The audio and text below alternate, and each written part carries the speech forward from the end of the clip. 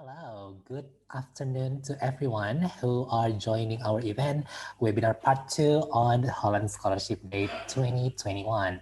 Sebelumnya, perkenalan dulu, saya dengan Mohamad Maulana Taufik atau Molly dari Nuffic Indonesia sebagai Education Promotion Officer. Saya ingin menyampaikan terlebih dahulu bahwa sepanjang acara ini akan menggunakan bahasa Inggris, ya. Sekali lagi akan menggunakan bahasa Inggris. Jadi kepada para sobat Neso yang sudah mendaftar dan juga sudah hadir dalam acara webinar ini, sekali lagi harap disimak baik-baik karena sesuai dengan tema kita pada siang hari ini. Sebentar saya cek dulu ya, takutnya saya juga salah baca, yaitu skills and strategies for getting a great IELTS score. So we are going to have this webinar with English, okay?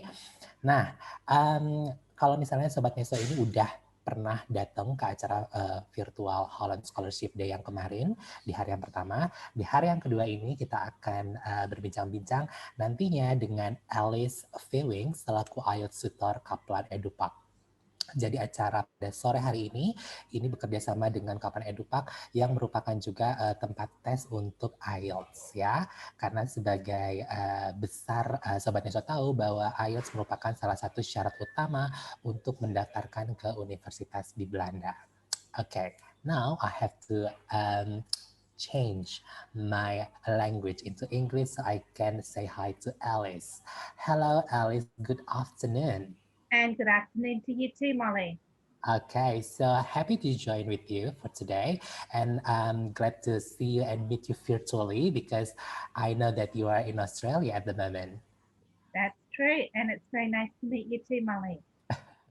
Okay, so first thing first, before we go ahead with our session for today, could you please introduce yourself, Alice? Well, sure. My name is Alice, like Molly said, and I used to live in Indonesia. My husband is Indonesian, but right now, because of this pandemic situation, I'm in Australia. I do really miss Indonesia. So I work for Kaplan. As a teacher, we teach IELTS as well as other academic and exam preparation classes. And when I lived in Indonesia, I also worked as an IELTS speaking and writing examiner. Okay, thank you. So before again we continue to your presentation, the thing is I'm going to explain about the housekeeping during this session. First thing first, the Q&A, we are going to have it live, yeah? So for all those who are attending this event, we are going to have Q&A. The duration of Q&A is 20 minutes. So after Alice did the presentation for 40 minutes, and then we are going to have live Q&A.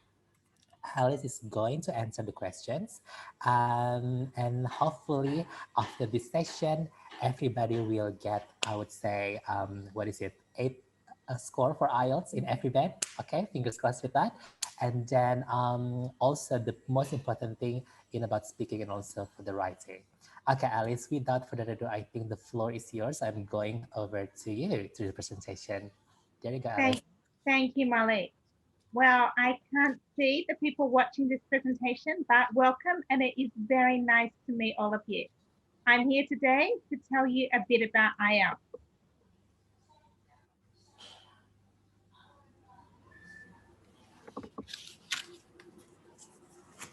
Okay, so today we're talking about how, when you're doing IELTS, you can prep smarter and score higher. Get the highest score you can in the IELTS, a 9 if possible. Okay, we're discussing some skills and strategies for getting a great IELTS score. Well, what is IELTS? People do have some questions about it because there are other exams like TOEFL, SATs, TOEIC. What is the purpose of IELTS? Well, the purpose of IELTS is basically to assess someone's English, assess their proficiency in English. And who can take it? Well, actually, anyone can take IELTS, but it's basically recommended to people 16 and over.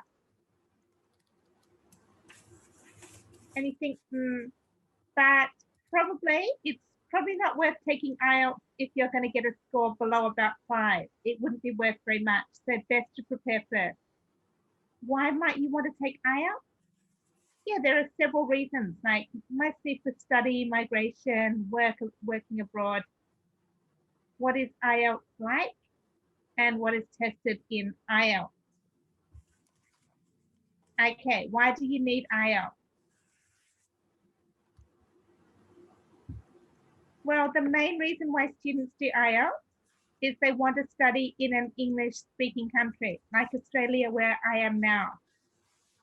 But some people also do IELTS because they want to study in a non-English speaking country, like the Netherlands. But they want to do the international program there. And even some students, some universities in Indonesia, like UI, they have an international program and they require IELTS. Some people also do IELTS because they want to migrate to another country. In Australia, we have a points-based migration system. So if someone gets a good IELTS score, he or she gets more points. And to work abroad, if you want to work in Australia, for example, if you want to work in, say, medicine, teaching, nursing, you need a score of 7. If you want to do less skilled work, like picking fruit, a lower score, like 4.5, will be accepted. And I know that there are a lot of different English tests, but IELTS is one of the most widely accepted by immigration departments, governments, universities, all about IELTS. IELTS candidates are assessed on the 4 language skills, which are, of course, reading, listening, writing, and speaking. Most universities in English-speaking countries require a score of 6 or 6.5. Some universities in Singapore and Malaysia will accept 5.5 or maybe even 5. But if you want to do postgrad work, a lot of universities will require 7, 7.5, maybe even 8. And for each skill, speaking, reading, listening, and writing, you get a score from 0 to 9. 0 basically means no English. And 9 is the level of a university educated native speaker. How can you succeed in IELTS? Yeah, there's no mystery there. You just need to prepare. You need to be familiar with the test format. Make sure you know what to expect in each part of the test and what's going to happen. And you can also join an IELTS course. Kaplan runs IELTS courses, so do other organizations. Used to be people mostly went along to the course in person, but these days, I think a lot of people prefer to study online. But that's not the only thing you can do. There are a lot of IELTS resources like websites and books you can use to practice. And some of these are free. And you can also expose yourself to English as much as possible. You can do that. It's pretty easy these days with the technology we have to read newspapers online, read websites, social media, television, podcasts, music. These days, it's pretty, even if you're in lockdown or quarantine, it's pretty easy to access English material to help you expose yourself to English in everyday life. And most important thing, practice, practice, practice. Okay, let's talk a bit about the format of the test, what to expect.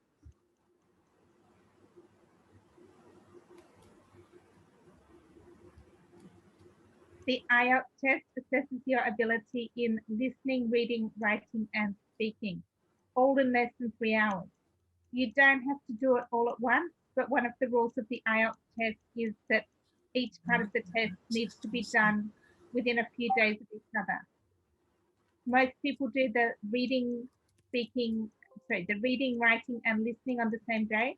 They sometimes do the speaking a day or 2 later because that's a one-on-one interview. Okay, for the listening, it only takes about 30 minutes. You've got 4 recordings, all of them with native English speakers. They can be lectures, they can also be conversations. And you're allowed to take notes, and after that, you write down your answers. You answer the question. there's a pretty limited number of question types, like you know, summary completion, table completion.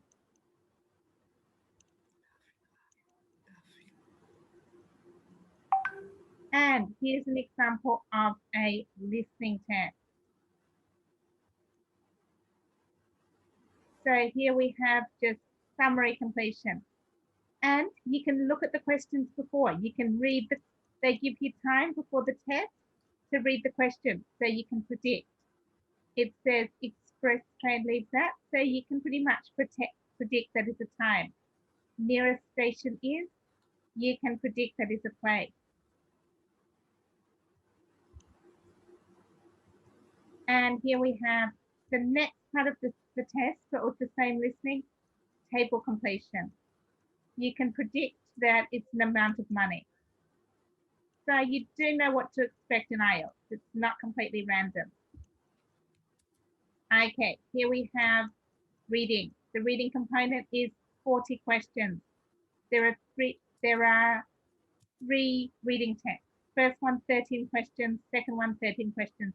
Third one, 40 questions. The first is the easiest and the third is the hardest.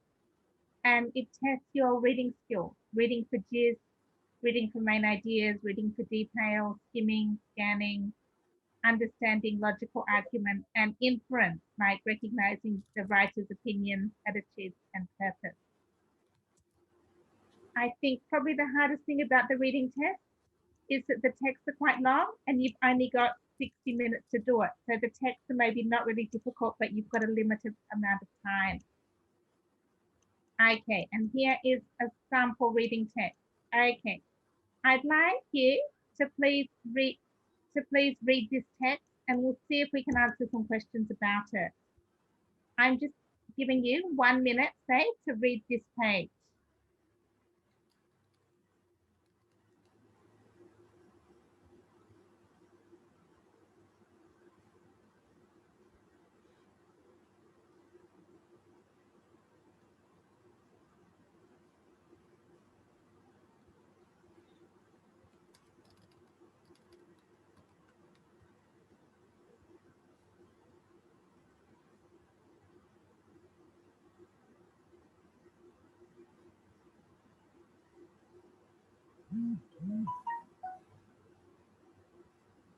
Okay, let's move on to the next page now. Okay, I'm giving you another minute to read this page.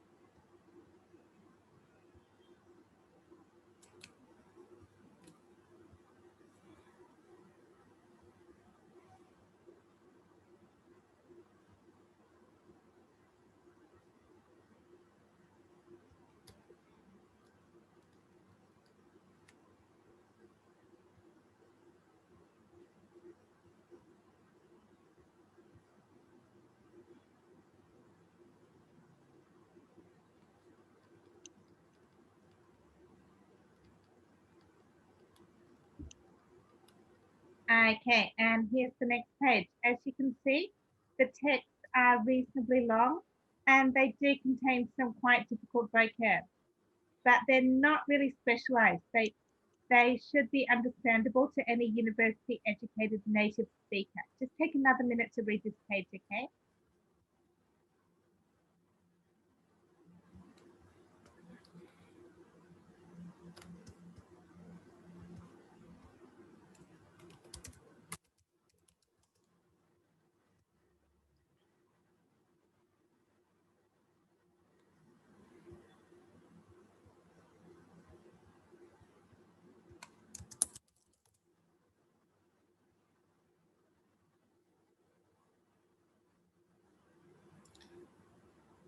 Mufti Yunita Yusmi. Okay, and as you can see, pretty long text, but how about you just take another minute to read this page? Think about what it means. Think about the main ideas.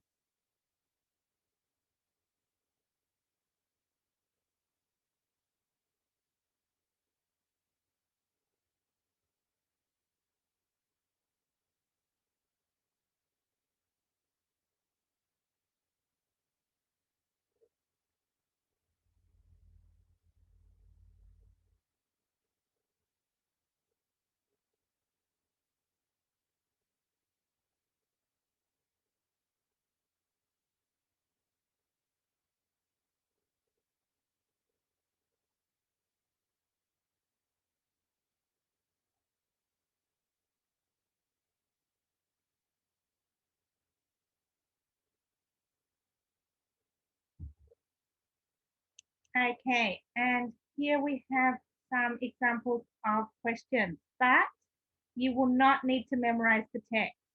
When you're doing the IELTS test, you'll have the text in front of you and you can refer to it at any time. Obviously, you won't have time to read it again and again. You've only got 60 minutes to read 3 texts. Okay, so some of the questions are actually pretty easy, like this one.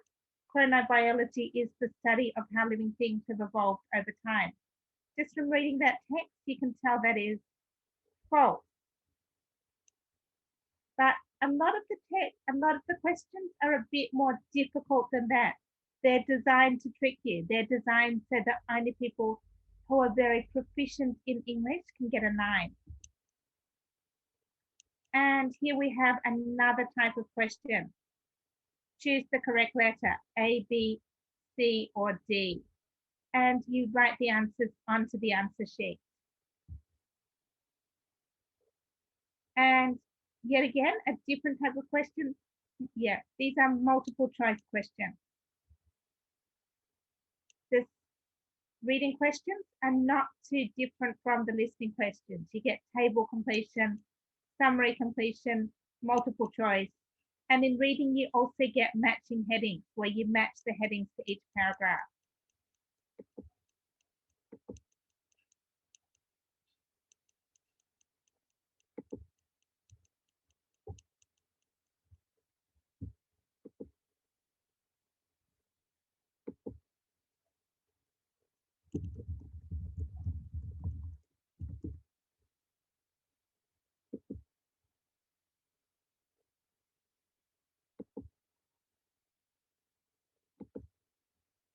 Okay, I'd like to know if people can hear me.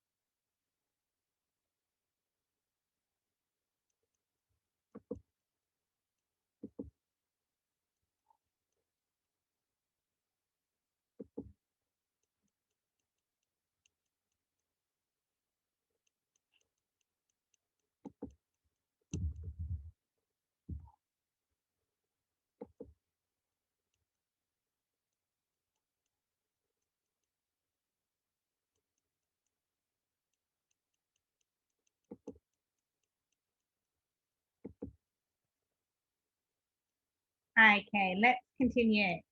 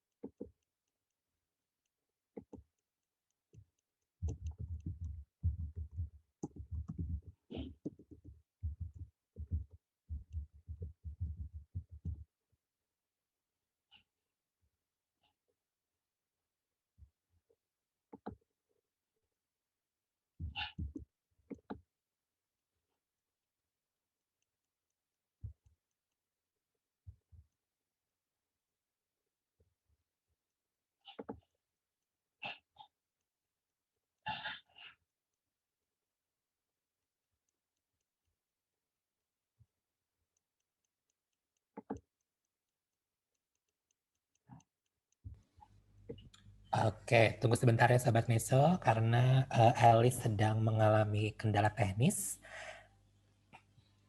Alice, could you please unmute your audio? Hello Alice, could you please Yes. Okay, thanks, Molly. I'm really sorry. I did not realize that was muted. Okay, sorry, we seem to have just had slight technical difficulties with the PowerPoint. I apologize to everyone. Let's see if we can get back to it. Okay, we've talked about listening and reading, and now on to writing. It says topics are of general interest to and suitable for test takers entering undergraduate and postgraduate studies or seeking professional registration. So they're not really specialized. You don't need to be a doctor or scientist or an engineer to do the essay. You've got 2 tasks.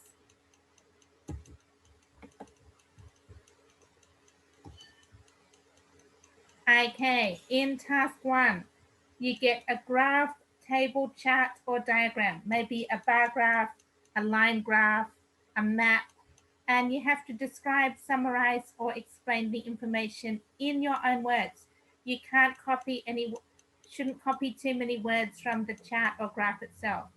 You may be asked to describe and explain data, explain the stages of a process like a flow chart, how something works, or describe an object or event. You do not need to give your own opinion, and you don't need to give reasons or explanations. You just need to compare and contrast the data or information you see. The second task, it should write about 150 words, and you have about 20 minutes to do it. The second task, it's an argumentative or discursive essay. You write a response to a point of view, argument, or problem. And in this case, you do need to give your own opinion, argue your case. Responses to both tasks must be in a formal or neutral style. So you don't want to use slang words or words which are too informal. For the second task, you've got about 40 minutes. You should try to write 250 words. It's very important that you practice writing essays under exam conditions before you do the IELTS test. Okay, your responses in writing, you're tested on task achievement, and also coherence and cohesion. How well it fits together. Task achievement is how you answer the question. Coherence and cohesion is how your essay hangs together, fits together as a whole. Lexical resource, so basically vocabulary, and grammatical range and accuracy. So you don't just need to use grammar correctly. To get a good score, an 8 or 9, you need to use a range of tenses, grammatical constructions. And task 2, tested on, again, task response, coherence and cohesion, lexical resource, grammatical range and accuracy. In task 2, though, in task 1, you need to be able to use data correctly, explain and interpret the data. If you misinterpret it, that will lower your band score. In task 2, though, you need to be able to argue your case, give logical arguments. And the speaking test, it lasts about 14 minutes and you've got 3 parts. So part 1 is personal questions, not too personal, but they first ask about your studies or where you live. Then they go on to ask maybe about a film you've seen, a restaurant you liked, a memory from childhood. In the second part, you're assessed, you have to speak for 2 minutes without stopping. It's like a mini presentation. And in the third part, it's more general, less personal questions. Could be about a whole range of topics like the environment, food, education, and you're assessed on, again, 4 things. Grammatical range and accuracy, the different types of grammar you use and how well you use them, lexical resource, how much vocab you have and how correctly you use it, fluency, how smoothly you speak, and pronunciation, how you pronounce the phonemes and the rhythms of your speech. And like it says, every test is recorded. So they have the test on tape. Okay, so before we go to the questions, I'd like to show you a video of an IELTS speaking test so you know what it's about.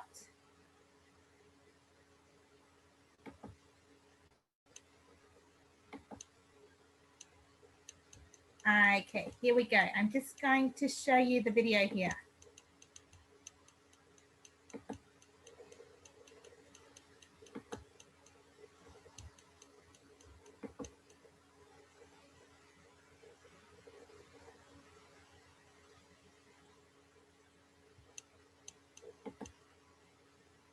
Good morning. My name's Judith Harvey. Can you tell me your full name, please? My name is Razia Bilici. Thank you. And can you tell me where you're from, Razia? I'm from Turkey. Can I see your identification, please?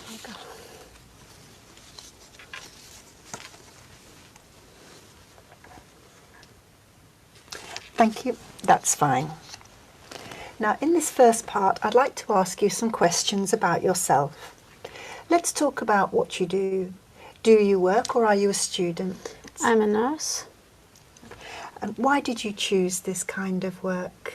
I have two reasons for that. First, I'm from Turkey. In Turkey, you have to pass a very difficult exam if you like to go to the university.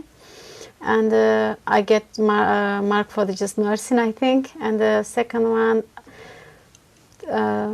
from my childhood, I always be like doctor or nurse and to help other people. So I really like that, which is my mom always contrast because she wants to maybe a teacher like my sisters. What kind of work would you like to do in the future? I don't know system in England very well, but maybe nursing advisor or some management job. I don't know exactly. Now let's talk about weekends. What do you usually do at the weekend? At the moment, my weekends are very busy because I do a lot of housework and I have a 2.5 years daughter. She's a very exciting and energetic child, and she mess up everywhere very quickly. It's not easy to tidy up and do it well. What do you think you'll do next weekend? I planned something for last week, but I couldn't do it. I'd like to bring my husband to the cinema, and after cinema maybe we'll go to the Turkish restaurant in Santais. Do you enjoy your weekends now more than you did when you were a child? No, I prefer to be a child again because when you are a child you just play and you haven't got any responsibility or job to do, but now it's so different and difficult. How important is it for you to relax at the end of the week? It's very important, but at the moment it's not possible because now I'm studying English as well. Is when you start a job or study, you would like to be fresh, but it's really difficult to be. Now let's talk about music. What sort of music do you usually enjoy listening to? I'm not fan of music a lot, but I usually listen to Turkish music. And the classic Turkish music get me relaxed. And has the kind of music you like changed over the years? Maybe pop music, Turkish pop music, probably, yeah. Do you prefer listening to live music or recorded music? It depends on the kind of music. In Turkey, I prefer live music, but in England, I have to listen to tape music. Do you think listening to music helps you study? Probably not, but I do a lot. It's okay with the physics or maths or something like that, but for the literacy or something you have to be focused on it, it's not. Now I'm going to give you a topic and I'd like you to talk about it for 1 to 2 minutes. Before you talk, you'll have 1 minute to think about what you're going to say. You can make some notes if you wish. Do you understand? Yes. Here's some paper and a pencil for making notes. Thank you. And here's your topic. I'd like you to describe a special gift or present you gave to someone.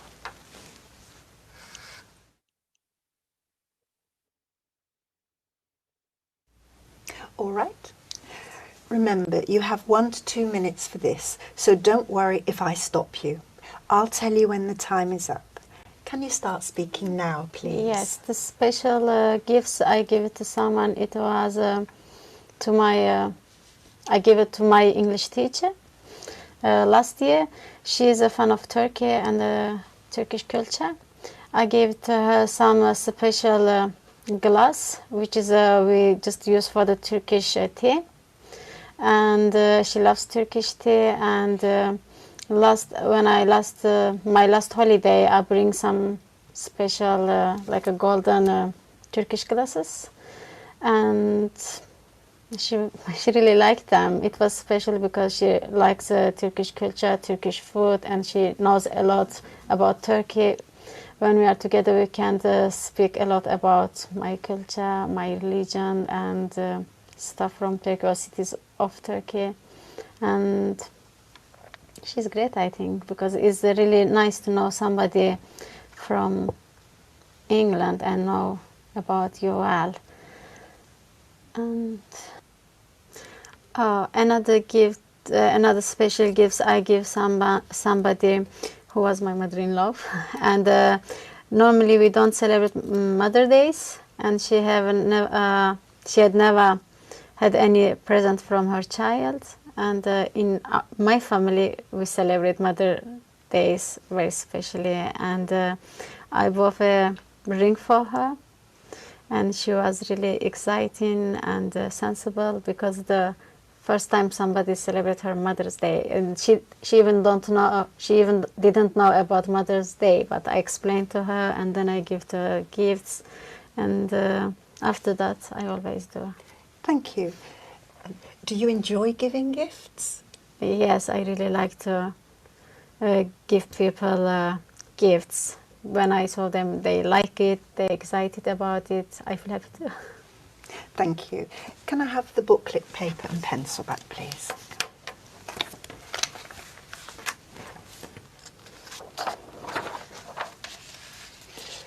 We've been talking about a special gift you gave to someone, and I'd like to discuss with you one or two more general questions related to this. Let's consider, first of all, giving gifts in families. Okay. What occasions do family members give gifts to each other? It depends on country, because every country has a different occasion. In England, I have been here for 4 years, especially before Christmas. People are crazy about giving gifts, shopping. But for us in Turkey, we have a lot of special religious day. 2 of them are very big. One of them we celebrate for 4 days. Another one we celebrate for 3 days. And we bought a lot of gifts for family ships and neighbors, sometimes friends. And one of them we buy present for poor people, especially for poor people. And what is the difference between the types of gift given to children and the gifts given to adults in families? It's easy to find gifts for children because you can buy toys, books, or some clothes. But for the adults, it's really difficult to find what they would like. So what types of gifts do people give to adults? Maybe some jewelry or some part of clothes, probably, yeah. And is giving gifts important in families? Yes, because you show them, you remember them, you love them. It's really important to me, yeah. Let's talk about giving gifts in society. What situations in business are there when people might give gifts? Probably maybe first day they set up their business, they celebrate that and give a present to employees or worker. Or in Turkey, colleagues give each other and or to their boss in New Year. And what about giving gifts to customers? Good way to keep customer, I think. Yeah. What types of gifts do businesses give? I really don't know. Maybe some sale or drop in the price, something like that. And how important is gift giving for a country's economy? I think in England it's perfect for economy because gifts are very important.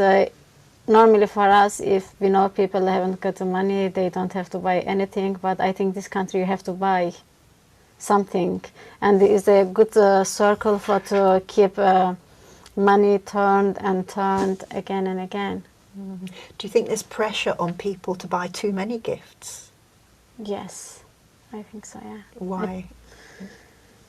Because I don't know very well, but if you have some special days and you didn't get anything, maybe you will be sad, and we expect that.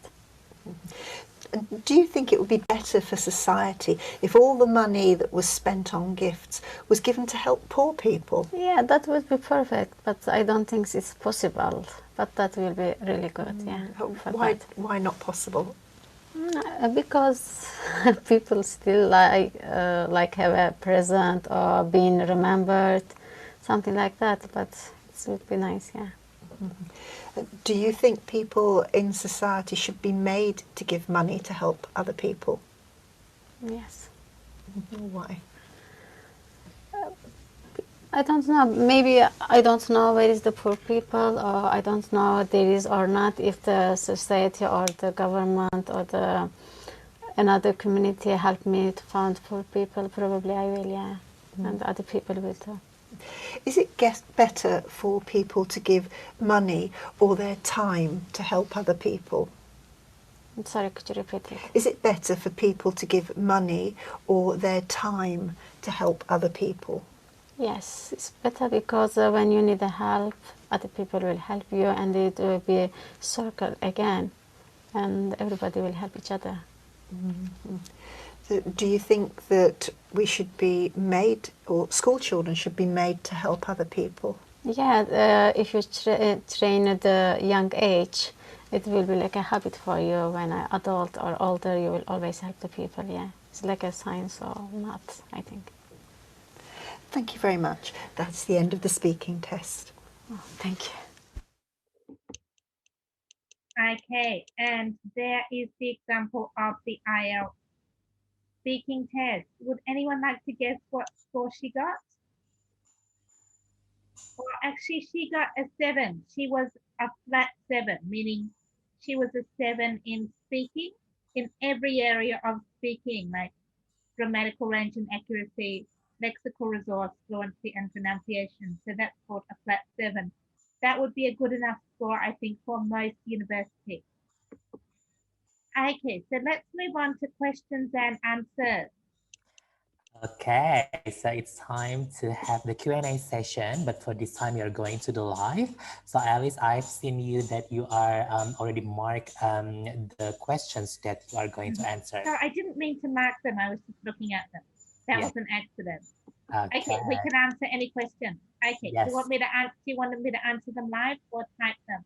I think live is so much better. That's great, but I'm not sure about this one about the recorded video. So maybe someone else can answer that. Yes, we can answer that. You can focus on the questions that related with IELTS tests. Okay, sure. So how about I answer this one? Okay, so we have a question here from Umu Mawahida. Umu Muhawida. I'm going to read it for you. Yeah. Sure. Okay, this Miss Alice, for reading section, is there a problem to underline any sentence on my paper? I wonder if I'm making a mark, it's not allowed and lower my score. It's no problem. You can write on the paper. You can scribble on the paper.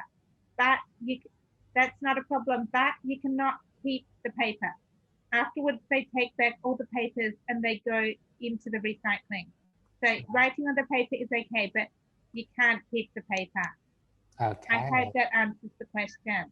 Yes, the next one from Nadia Zafira Lufi. My previous IELTS writing score was 5.5. Is it possible to get 0.5 score higher within 3 months? Is there any tips for students who study alone to predict their score in writing? Getting 0.5 score higher in 3 months, yes, I think that's very possible. It's not a very big increase. So I think in any area, speaking, reading, listening, writing, to get an increase of only 0.5 within 3 months is definitely possible. It's a very realistic goal. if people are studying alone, okay, it can be a bit hard to predict their score in writing. But some people, I think it's good to join an IELTS class if you can, but some people can't do that because of financial reasons or just because of time constraints. But there, if you go onto, say, YouTube, there are a lot of IELTS groups and people can swap essays with each other, or even on Facebook. People can swap, there are groups where people, they swap essays, they check each other's essays. And you can also look at example essays on the internet, which should probably give you some kind of idea of, you know, what score you're going to get. Also, of course, you can use this, you can, if you're, say, using Microsoft Word, you can use the spell check, the grammar check on your computer to see what kind of mistakes you're making. Awesome. Yeah, because nowadays we do have the software to do the grammar check. Yeah. Okay. Next one from Albert Alphonsius. Dear Miss Alice, please can you show me or maybe tell us what's different between IELTS and also TOEFL? Well, IELTS and TOEFL are both tests of English. IELTS, all of the test material uses British English, and TOEFL, all of the material uses American English. But in IELTS, actually, if you use the American spelling or vocab, it's actually okay. It will not reduce your band score. It's okay. Yeah, there are, well, IELTS and TOEFL, there are some similarities. They both test speaking, reading, listening, and writing. But again, there are some differences between the topic. TOEFL has a very American bias. So if you look at, say, the TOEFL reading, there's a lot about maybe Benjamin Franklin, Frederick Douglass. Yeah. Okay. And TOEFL also, you have the integrated task where you have a speaking and listening, then you write an essay about that. In IELTS, you don't have the integrated task that way. Right. Okay. So hopefully it's answered the question. And then the next one from Cindy Aprilia. Can I answer speaking test negatively? Something like I prefer to give money than gift because if it's easier, or we cannot give gift to business partner because it can be associated with corruption act. So basically this question, can we just stand with our norm or with our perspective? What do you think? Yep, you can definitely say your own opinion. Actually, in IELTS, you won't get any extra band score for being truthful, and you won't get any extra band score for being positive. It is just a test of your English. It's not a test of how smart you are, how honest you are, how good you are at problem solving. It is only testing your English. So if you give an answer, well, if you give an answer you think the examiner will disagree with, that is actually no problem. That should be fine. Okay, so basically it's more to the English structure, not judging with your personality. It's not judging your personality, your ethics. Okay. Yeah. Hold on 1 second. Okay, from Alvin Arshad. When we writing an essay, is simple English considered as a formal style of writing? Considering many people think themselves as a fluent English speaker, but there is more advanced vocabulary that we don't know. I think that depends what you mean by simple. You don't want it to be too simple. If you're using only very basic vocabulary or only very basic conjunctions like and, so, that, or because, that is going to lower your band score. You do want to have, doesn't need to be really, really formal, but neutral to formal vocab. And you do want to have some different structures, not just very basic subject, verb, object, subject, verb, object. So if writing is too simple in IELTS, if you don't have enough topic related vocabulary, a range of structures, I'm sorry, but I do think that is going to lower your band score. Okay, I think also I can give tips for this one. They can use conjunction. I think that's the most important thing. Very important. Conjunctions and adverb transitions. Okay, they make your writing hang together. Yeah, without that, your writing doesn't have structure. You don't show the relationship between the ideas. And you don't want just really simple conjunctions like and, so, but, because. You need to have some more advanced ones and a big range of conjunctions. Yeah. Okay, so next question from Yoga Sapta Satriawan. Is it required for us to see the examiner eyes in the speaking test? No, it actually is not. and you will not get any extra band score for that. Actually, people from some cultures, like the Japanese, they tend not to make a lot of eye contact. Maybe to them that's not polite. And no, you wouldn't. It's not like a job interview. You will not get any extra band score for eye contact. If you make eye contact, that's okay. But if you don't, it's not going to reduce your band score at all. Yeah, and also I think, in my opinion, we can just like fluently like chat each other, right? Because if the fluent is like chat, and then it's gonna it's really, the flow is really good. I think that's really help us to get you know, like a good score as well. Yeah, sometimes looking someone in the eye, it might help you to communicate with them. It's probably a good idea in, say, a job interview, but it's not actually a requirement in IELTS. Yeah, right. Okay, let's continue. Dear Miss Alice, in writing tests, will our writing style and the neatness of the writing influence our score? Well, writing style and neatness, those are two different things, right? Yeah. So if your writing style is about how fluent your writing is, how good it sounds, yeah, what kind of structure you have, how well it hangs together, that is absolutely going to influence your score. Yeah, but your neatness is actually not going to help you. If I work as an IELTS writing examiner, and if writing is really messy, we're not allowed to just ignore it. We have to take it to the office manager and see if she can read it. If she can't, we have to see if someone else can do it. So even if writing is messy, we're not allowed to mark it as wrong. So neat writing is actually not really going to help you. It's not that important in IELTS. But writing style, as in structure, is very important. Cool. Okay. Next question from Hatijah Suharyanto. Dear Miss Alice, could you please give us some tips for IELTS reading? Because the passage is almost 2 pages and usually there are many difficult vocabularies. Actually, I have a problem with matching heading and yes or no given questions. Okay, so what are your tips, Alice? Well, the passages are very long, so you can't keep reading them again and again. You can make some notes on the paper, make a passage map, write what's in this paragraph, or some people, it helps them if they read the questions before the reading, before they read the passage, so they know what to look for. And also very important to practice. So there are a lot of books you can buy to practice IELTS reading, but also there is a lot of free IELTS reading material on the internet. So if someone maybe they can't afford to go to an IELTS course, or they just so busy they don't have time, they can still access free IELTS material on the internet so they can practice reading. The most important thing is practice. Yeah, the practice. Okay, so I think I'm going to give some tips as well, like scanning, skimming, and also reading in depth. So basically before the test, for the participants or attendees who are here, you can do the scanning or skimming kind of reading practice. Yeah. Okay, another question from Eka. Is it possible to self-study for speaking and writing part? It's definitely possible. I personally think study with a teacher, maybe one-on-one with private tuition, or maybe in a group class. I personally think that's easier and you can get more feedback.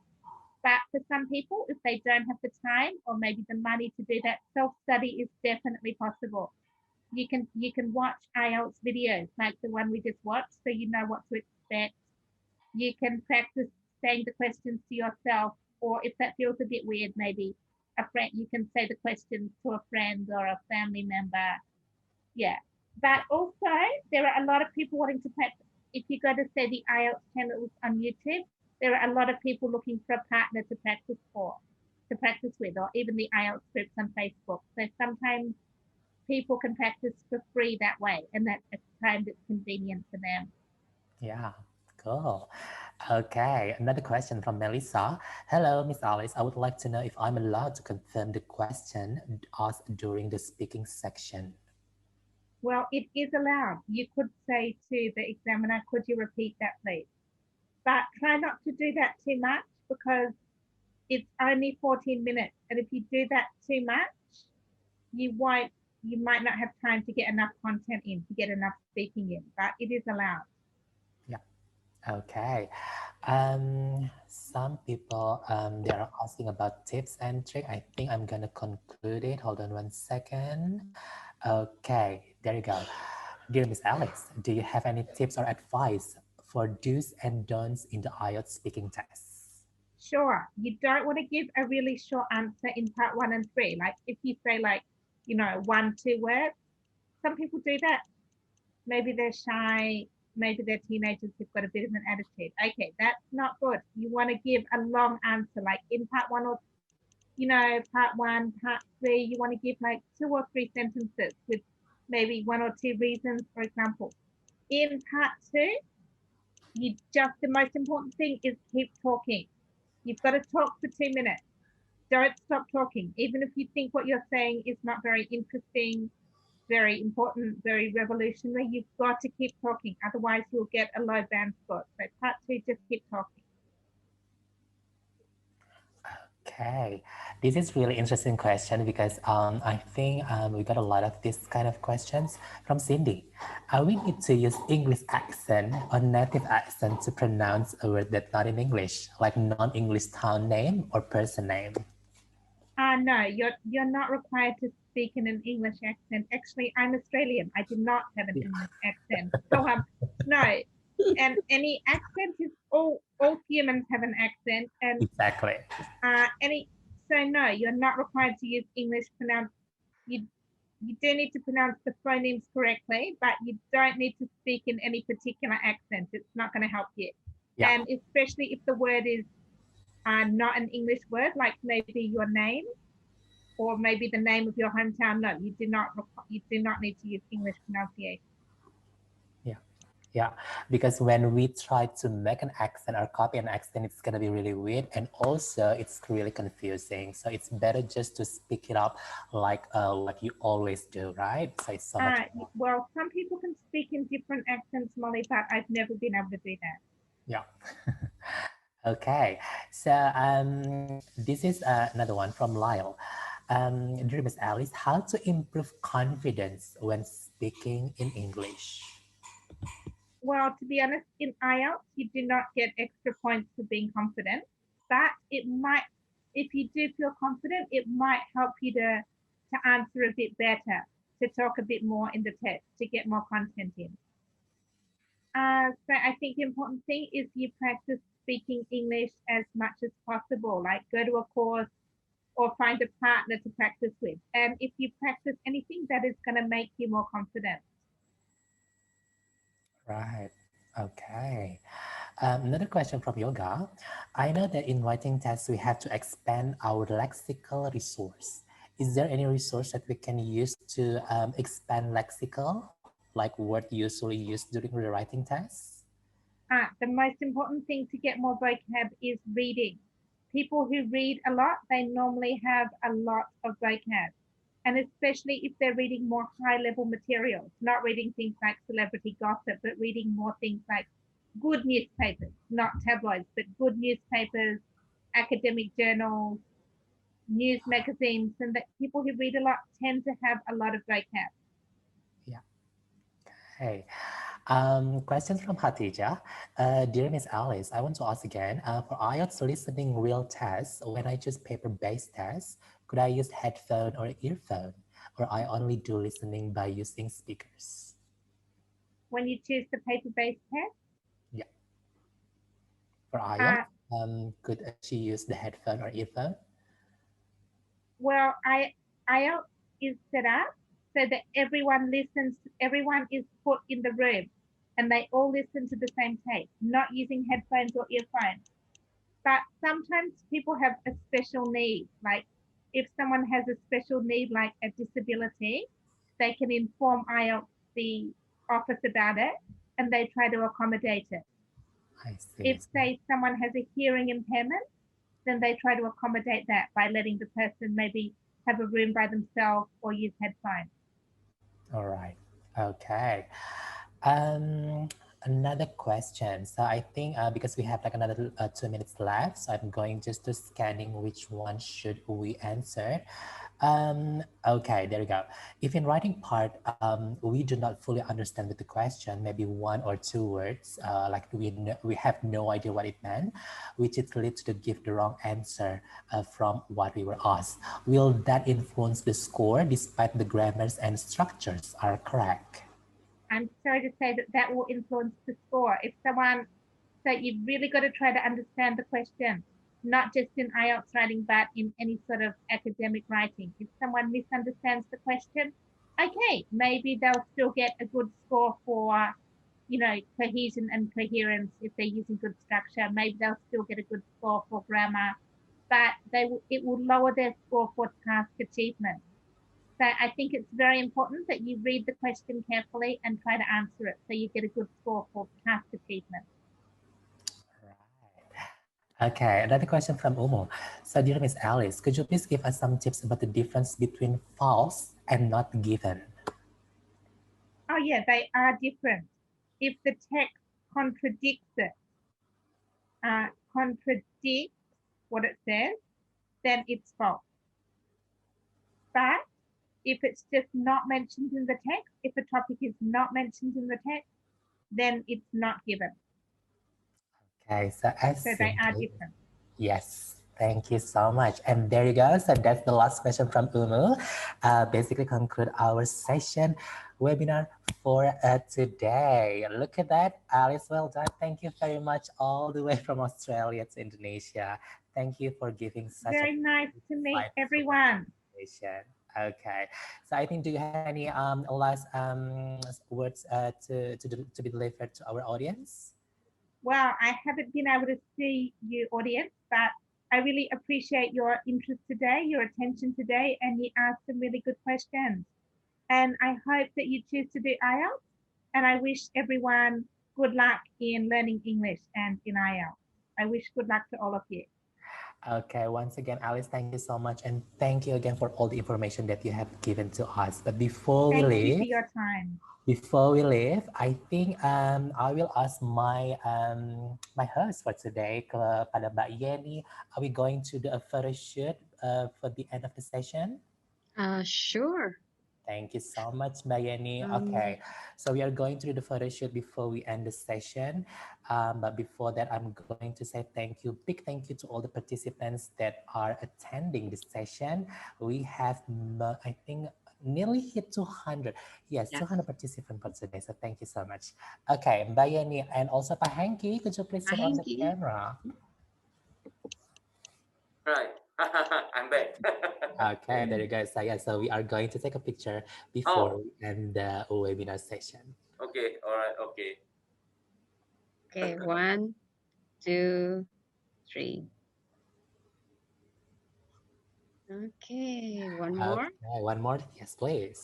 Okay, 1, 2, 3. Okay, thank you so much, Mbak Yeni, and also thank you, Pak Hengki. You are here virtually, and again, Alice, thank you. Nice to meet you, Molly, and nice to meet you too, Yeni. Good to see you again, Mr. Hengki. Okta still mute. Okay. I'm mute. Thank you, Alice. Thank you. Thank you. Thank you. Nice to meet you. Yeah, thank you very much. All right. Thank you. Bye, everyone. Thank you, everyone. Bye. And to all the participants, because now we are going to have the university presentation, so you are allowed to leave the meeting. Oh, sorry, I have to turn off my English. So yang sudah hadir di sini, bagi teman-teman yang sudah daftar dan langsung mau menuju ke room untuk universitas presentasi, sangat dipersilahkan. Silakan memasuki room presentasi sesuai dengan link yang sudah diberikan. Terima kasih sekali sudah berpartisipasi dan juga mengikuti acara atau rangkaian acara virtual Holland Scholarship Day. Saya Molly dan juga Alice pamit. Selamat sore. Goodbye. Selamat sore. Thank you. Bye. Bye. Goodbye. I'm going to end the meeting.